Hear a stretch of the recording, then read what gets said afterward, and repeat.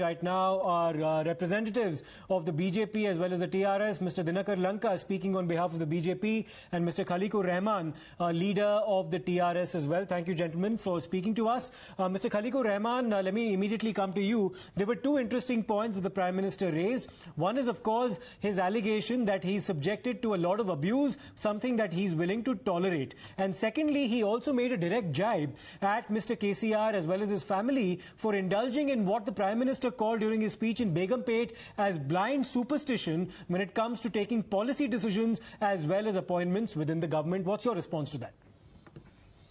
Very good evening, and good evening to my co-panelist, Mr. Dinakar Garu. Let me tell you that we have the utmost respect for our Honorable Prime Minister, and we extend a very hearty welcome to our Honorable Prime Minister to the Golden State of Telangana. And we have never abused our Prime Minister, and we cannot even think of abusing the Prime Minister because he is the Prime Minister of a country. But we have always been talking about the unkept promises of our Prime Minister, the promises what our Honorable Prime Minister and the BJP party has made during the election, during 2024 and even during 2019. And none of those promises have been kept. And also the stepmotherly treatment which was meted out to the state of Telangana, to the people of Telangana. And there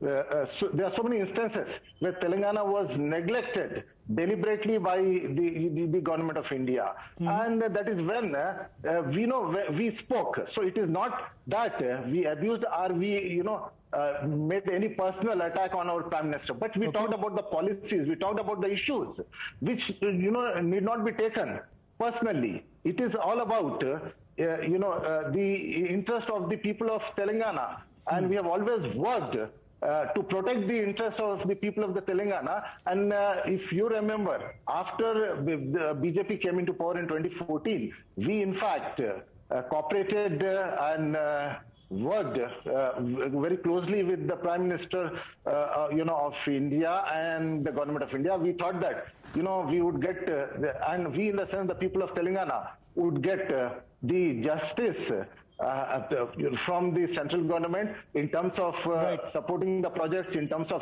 releasing the money to complete the projects, in terms of giving the promised So your contention, Mr. Rahman, is that the Prime Minister has made a lot of promises to the people of Telangana, but he's not fulfilled them. Let me take this across. One final word from both the panelists right here. This is also happening in the backdrop of the conclusion of the Munugode bypoll, which the TRS won. But Mr. Khaleequr Rahman, even though your party won, will you acknowledge that the principal challenger facing the TRS for the subsequent elections in Telangana is going to be the BJP and not the Congress party? See, whoever is going to fight the election against us, whether it is BJP or the Congress, we always welcome, every party to come and fight democratically. And we, in fact, even if there is an independent candidate, we take the independent candidate seriously.